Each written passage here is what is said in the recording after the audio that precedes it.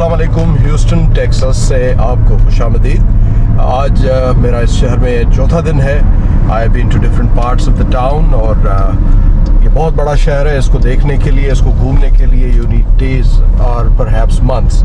बहरहाल इन 4 दिनों में काफ़ी जगहों पर मेरा जाना हुआ है और काफ़ी दोस्तों से मुलाकातें हुई हैं। बहुत सारे लोग पाकिस्तान, इंडिया से, सिंध से जो यहाँ पे काफ़ी अरसे से मुकीम हैं और मेहनत कर रहे हैं। उन्होंने अपने यहाँ बिज़नेस सेट किए हैं, अपने घर लिए, अपनी फैमिलीज़ को ग्रो कर रहे हैं और उन तमाम लोगों की यहाँ पे स्ट्रगल की बहुत दिलचस्प कहानियाँ हैं और ऐसी कहानियाँ हैं कि आप सुनेंगे तो आपको लगेगा कि ये ज़िंदगी इतनी आसान नहीं जितना कि तस्वर किया जाता है कि ये अमेरिका जाएंगे तो सब कुछ अयाशी है।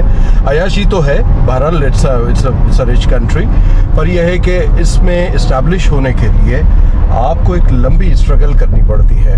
अमेरिका सिर्फ पैसा उड़ाने या डॉलर्स का मुल्क नहीं है। या डॉलर बनाने के लिए आपको बहुत जो है एक स्ट्रगल का एक लंबा पीरियड जो है गुजारना पड़ता है और हर किसी के साथ है। यानी जो भी आता है, जहाँ से भी आता है, उसको अपनी ज़िंदगी को यहाँ इस्टेब्लिश करने के लिए एक स्ट्रगल के एक मखसूस एक फ़ेज़ है, उसमें से गुजरना पड़ता है। और उसके बाद जब आप उस फेज़ में से निकल आते हैं और आप जब उस भट्टी में से आप निकल आते हैं तो आप जो है वो पक के रास हो जाते हैं और फिर आपकी असल ज़िंदगी यहाँ से शुरू होती है और वो ज़िंदगी जो है अमेरिका की असल ज़िंदगी जो है वो कहलाती है। तो आज मेरे साथ एक ऐसे दोस्त बैठे हुए हैं, उनकी ज़िंदगी भी स्ट्रगल से भरी पड़ी है।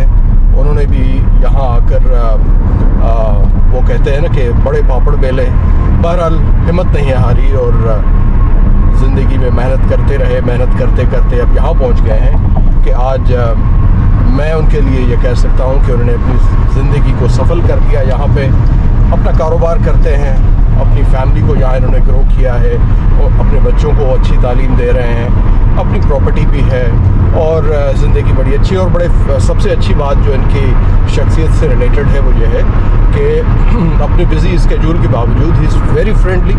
और गुज़श्ता 3-4 दिनों में इन्होंने जिस तरह यहाँ पे मुझे टाइम दिया है या जो मेरे साथ इनका जो दोस्ती का सिलसिला रहा है उसमें मैं इनसे बड़ा इंस्पायर हुआ हूँ। और आज मैं चाह रहा हूँ कि इस व्लॉग के ज़रिए मैं आपसे इन साहब की मुलाकात करा दूँ। इनका ताल्लुक़ है, सिंध का इलाका है रोहड़ी और ये पठान हैं, लेकिन सिंधी पठान हैं। तो मैं अब ज़्यादा इनके मुताल्लिक़ बात नहीं करूँगा। मैं चाह रहा हूँ कि मैं उनका वो ख़ुद ही अपने जो है वो अपना तारुफ आपको बताएं और फिर उनसे कुछ गुफ्तगू कर लेते हैं। जनाबे वाला अस्सलाम वालेकुम। अस्सलाम वालेकुम। मेरा नाम असगर पठान है और मैं डिस्ट्रिक्ट सक्कर रोड़ी से ताल्लुक़ रखता हूँ और मेरी प्राइमरी तालीम भी रोड़ी में ही स्वीट फैक्ट्री में ही गुजरी है और यहाँ मैं तकरीबन 35 ईयर्स से हूँ और माशाल्लाह से बच्चे मेरे सब यहाँ पैदा हुए हैं और थोड़ा बहुत बस मजदूरी करते हैं और दोस्तों की खिदमत करते हैं। ये मेरी हॉबी है। बेहतरीन। ज़रा सा बताइएगा कि क्या था, कहाँ से सिलसिला शुरू हुआ और कैसे ये सिलसिला शुरू हुआ, कैसे आए, क्या क्या मराहिल थे जिनसे गुजरे, कहाँ कहाँ परेशानी हुई, कहाँ जाकर आपको लगा कि जी अब मैं अपने पैरों पर खड़ा हो गया। नहीं, काफ़ी मैं तो तकरीबन आई वाज यंग, 18 साल की एज से मैं बाहर हूँ। मुख्तलिफ़ कंट्रीज से होता हूँ। अमेरिका पहुँचा 1989 में और उस टाइम से लेके यहाँ तकलीफ़ें तो बहुत आती हैं नए आदमी को। मैं आया भी अकेला था, कोई पहचानने वाला भी नहीं था, किसी के पास में कोई रेफरेंस भी नहीं था। बहरहाल सब ऊपर से रास्ते बनते गए और सब अच्छे लोग मिलते गए और जितने भी लोग मिले हैं माशाल्लाह से सब अच्छे लोग मिले हैं। कभी कोई परेशानी नहीं हुई। उसकी वजह से परेशानी आई काफ़ी, मगर उसका भी जहन पे बिठाया नहीं उस चीज़ को, तो सब चीज़ को फेस किया है। अल्लाह मालिक। तो आए कहाँ पहले, किस शहर? मैं शिकागो में आया था। अच्छा, 1989। कैसे वो दिन कैसा था जब आप उतरे यहाँ पे? क्या था वो? असल में वो बड़ी इंटरेस्टिंग चीज़ है। मैं आया था, जब एयरपोर्ट से बाहर निकला तो कोई पहचानने वाला नहीं था। तो एक टैक्सी वाला सरदार जी थे, उनकी टैक्सी में बैठा तो उन्होंने बोला कहाँ जाना है। मैंने उनको बोला कोई मुनासिब होटल बता दो, वहाँ मुझे ड्रॉप कर दो आप। तो उन्होंने बोला उधर जाने के बजाय मेरे जानने वाले हैं आपके पाकिस्तान के, वहाँ आप चलिए। जब वो मुझे ले गए उनके पास और वो कराची से थे और 2 उर्दू स्पीकिंग थे, एक मेमन था। उन्होंने बहुत वेलकम किया मेरे को और घर में रहा और फ़ौरन खाने वाने का उन्होंने बंदोबस्त किया और उन बेचारों ने मुझे जॉब भी दिलाई। और वो टैक्सी ड्राइवर को मैं जब देने लगा, पे करने लगा उसका टैक्सी का किराया, तो उसने रिफ्यूज़ कर दिया। बोला नहीं, आप बाहर से आए हो, आप अच्छे आदमी लगते हो और इसकी ज़रूरत नहीं है। और इस तरह से अच्छे लोग भी हैं यहाँ पे और अच्छे लोग ही मुझे मिलते गए और इस तरह कारवां चलता गया। अच्छा, फिर शिकागो से आप कहाँ गए शिकागो के और बाद किस मैं वजह से गए? न्यूयॉर्क गया था क्योंकि वहाँ बहुत कोल्ड वेदर था, विंडी वेदर था शिकागो में। जी जी जी। उसके बाद पर न्यूयॉर्क में भी तो काफ़ी जी ठंड जी होती जी, है। मुझे इतना अंदाज़ा नहीं था, मगर क्या कि सबसे ज़्यादा ठंड जो पड़ती है शिकागो में पड़ती है। ठीक है। शिकागो में क्योंकि वो विंडी सिटी है पूरी दुनिया में, हर जगह ठंड पड़ती है, कनाडा भी पड़ती है, मगर उससे ज़्यादा जो फील होती है जब हवा वहाँ चलती है शिकागो में, तो वहाँ का ज़्यादा चलता है। तो इस तरह फिर वहाँ से न्यूयॉर्क में 1 महीना रहा, वहाँ भी मुझे मज़ा नहीं आया। उसके बाद फिर ह्यूस्टन में ट्रांसफ़र हो गया। और since then you are in Houston? जी जी जी जी जी। कितना अर्सा हो गया ह्यूस्टन में आपको? ह्यूस्टन में मुझे तकरीबन 32-33 ईयर्स के करीब हुआ है। तो यानी अब आप ये कह सकते हैं कि आपने अपनी आधी से ज़्यादा ज़िंदगी, बल्कि 60% ज़िंदगी ह्यूस्टन में गुजार दी। जी जी जी जी जी।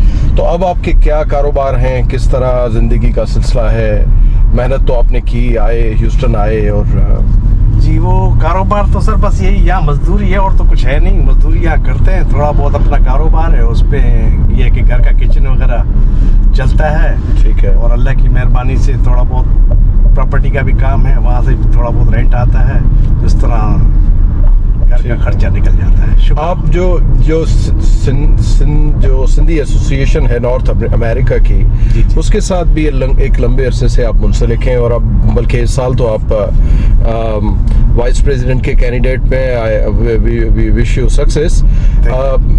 ये साना के साथ आपका जो सिलसिला है वो कैसे इस्टेब्लिश हुआ, कैसे आगे बढ़ा और अब क्या है, मतलब इस वक्त क्या सूरत हाल है आपकी? अब तो मुझे 8 साल से मैं सिंधी कम्युनिटी ह्यूस्टन के लिए काम कर रहा हूँ और माशाल्लाह से जितने भी दोस्त वगैरह आते हैं बाहर से, नीडी लोग भी काफ़ी आते हैं, जितनी हेल्प होती है। पिछले 8-9 साल से मेरा अलग अपार्टमेंट था, तो 5 साल उसको रखा, उसके बाद अपना घर ले लिया। अब वहीं दोस्त वगैरह, आप भी आए हुए वहीं ठहरे हुए हैं। जी जी। इस तरह दोस्त आते हैं, अननोन आते हैं। जिस तरह आप आए, मैं आपको पहले जानता नहीं था, मुझे कॉल किया किसी ने, बोले फलाने दोस्त आए। इस तरह दोस्त आते रहते हैं, उनको लेकर जाता हूँ, घुमाता हूँ, फिराता हूँ, खाना पीना रहना वो सब मैं करता हूँ जितना हो सकता है। तो उसकी वजह से लोग काफ़ी मुझे पसंद करते हैं। मैं जब दोस्तों ने मुझे पुश किया, बोला इतना आप सिंधी कम्युनिटी के लिए करते हो, दूसरे दोस्त भी आते हैं, उर्दू स्पीकिंग भी आते हैं आपके पास, पठान भी आते हैं, तो आप इतने हैं तो आप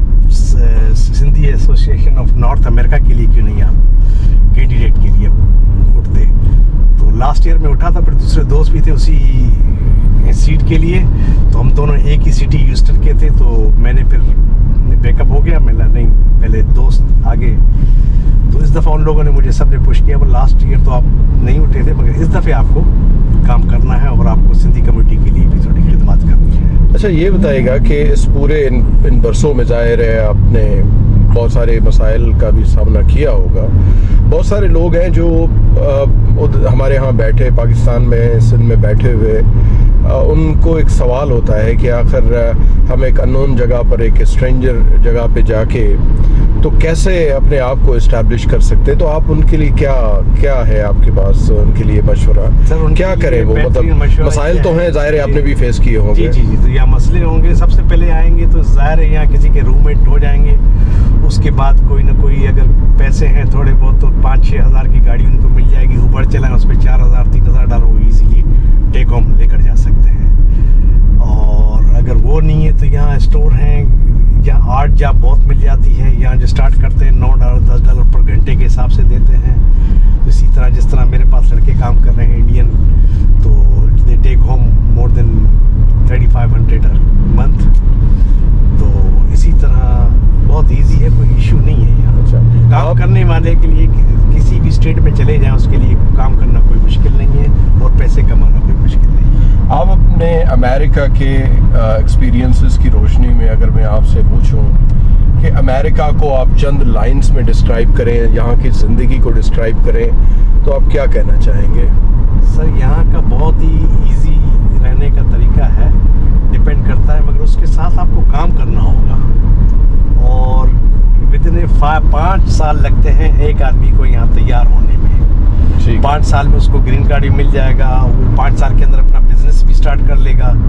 मगर डिपेंड करता है कि वो उसकी नेचर कैसी है, विल पावर कैसा है और मेहनत कितनी कर रहा है। इसी तरह जो भी आता है आदमी यहाँ 5 साल के अंदर सेट हो जाता है तकरीबन। तो आप कह रहे हैं कि सिस्टम सपोर्टिव है जी, और सिर्फ जो फ़र्द जो भी अपना मुल्क या अपनी ज़मीन छोड़ के यहाँ पर आता है तो उसको कम से कम 4, 5, 6 साल लग सकते हैं जी, जी। यहाँ पे इस्टेब्लिश होने के लिए, लेकिन शर्त यह है कि उसमें स्ट्रगल का जज्बा होना चाहिए बिल्कुल। और मुश्किल हालात को फेस करने का हौसला होना चाहिए और एक वो मजमूई तौर पे एक ऐसा शख्स होना चाहिए जो हालात से मुकाबला करना भी जानता हो और उसके अलावा मेहनत और मेहनत लगन के साथ करना जानता हो। ये कहना चाह रहे हैं? जी जी, बिल्कुल बिल्कुल। यहाँ सिस्टम ऐसा है कि कोई भी आदमी यहाँ सेट हो सकता है, इसलिए कहते हैं लैंड ऑफ अपॉर्चुनिटी अमेरिका को। जो भी आता है यहाँ सेट हो जाता है। एक दफ़ा आने के बाद मैंने कोई ऐसा आदमी नहीं देखा जो वापस गया हो। जो गए हैं चंद आदमी होम सिकनेस की वजह से, वो वहाँ पर बेचारे परेशानी में भी दोबारा फिर आ नहीं सके। तो जो भी यहाँ आता है उसके लिए तो बड़ी अच्छी अपॉर्चुनिटी है और सेट होने में कोई देर नहीं लगती, बहुत ही जल्दी आदमी सेट हो जाता है। ठीक है, thank you very much sir. जनाब, ये थे असगर पठान साहब, बहुत ही अच्छे इंसान हैं और जैसे मैंने आपको इंट्रो में बताया कि गुज़िश्ता 3-4 दिनों से मेरा कुछ दोस्तों के ज़रिए इनसे ही साबका पड़ा और बहुत ही फ्रेंडली, बहुत ही इंकरेजिंग और खुद बहुत मेहनती आदमी है। मैंने इनको अपने बिज़नेस को चलाने के हवाले से जो मेहनत रोज़ाना करनी पड़ती है वो बिल्कुल हंसते मुस्कराते ये सब काम करते हैं। और मैंने आपको ये भी बताया कि यहाँ की जो साना जो Sindhi association of north America है उसमें भी एक्टिवली पार्टिसिपेट करते हैं। यहाँ पे अभी सैलाब जो आया हुआ था सिंध में, उसके हवाले से इन्होंने जो यहाँ पे डोनेशंस वगैरह कलेक्ट की वो भेजी हैं और काफ़ी काम वाले आदमी हैं। तो उम्मीद है कि आपको आज के ब्लॉग में जनाब असगर पठान साहब का ये मुख्तसर इंटरव्यू था, कोई ज़्यादा डिटेल नहीं था, लेकिन बहरहाल एक आइडिया आपको मिल गया। वो ये कि अगर आप अमेरिका आ जाते हैं लीगली यहाँ पे तो आपको बहरहाल यहाँ के मेहनत का एक सिलसिला जो है वो शुरू करना पड़ता है, यानी उसके बगैर जो है आपकी दाल यहाँ गलेगी नहीं। तो उस दाल को गलाने के लिए आपको पहले से तय करके आना है कि जब हम अमेरिका लैंड करेंगे तो ऑड जॉब्स करनी पड़ेंगी, टैक्सी भी ड्राइव की जा सकती है, किसी रेस्टोरेंट में काम किया जा सकता है, किसी कन्वीनियंट स्टोर पे खड़े होकर 8-10 घंटे आपने मेहनत करनी है। लेकिन अगर आपने ये सब कुछ कर लिया तो आने वाले सालों में एक चीज़ आपके पीछे पीछे आएगी जिसको अंग्रेज़ी में कहते हैं प्रॉस्पेरिटी और सिंधी और उर्दू में कहते हैं खुशहाली। तो खुशहाली और प्रॉस्पेरिटी के लिए जो पहले चंद साल हैं, ये असगर भाई का कहना है कि इन 5-6 सालों में आपने प्रूव करना है कि you are eligible to live in this society because this society actually appreciates only those who are ready to strive, ready to do struggle. तो बहरहाल उम्मीद है कि आज का ये व्लॉग जो है आपको पसंद आया होगा। चलते चलते मैंने आपको ह्यूस्टन टेक्सास जो है उसका छोटा सा नज़ारा भी करा दिया और मज़ीद आप अब इस व्लॉग में अगले चंद मिनट तक ह्यूस्टन टेक्सास की सड़क का, जो ये मरकज़ी सड़क है, इसका नज़ारा भी करते रहिएगा। ये असगर भाई बता रहे हैं कि इस सड़क का नाम है 59 नॉर्थ। तो this is one of the major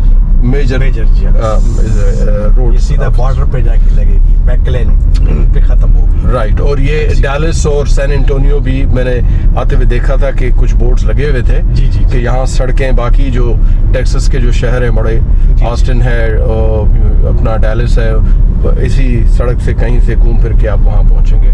बहुत बहुत शुक्रिया आपका असगर भाई, nice talking to you again. और दोस्तों आपका भी बहुत बहुत शुक्रिया। और ये व्लॉग अगर आपको अच्छा लगे और ये अगर जो असगर भाई ने बातें बताई वो आपको अच्छी लगी तो बराए मेहरबानी कमेंट कीजिए और इस व्लॉग को को लाइक कीजिए, शेयर कीजिए, ताकि लोगों को पता चले, वो लोग जो अमेरिका आना चाहते हैं, वो लोग जो अमेरिका आकर बसना चाहते हैं, उनको एक तरह से ये एक इनिशियल गाइडलाइन की तरह थी। आपका बहुत बहुत शुक्रिया, बने रहिए माजिद द नोमैड के साथ। बहुत बहुत शुक्रिया।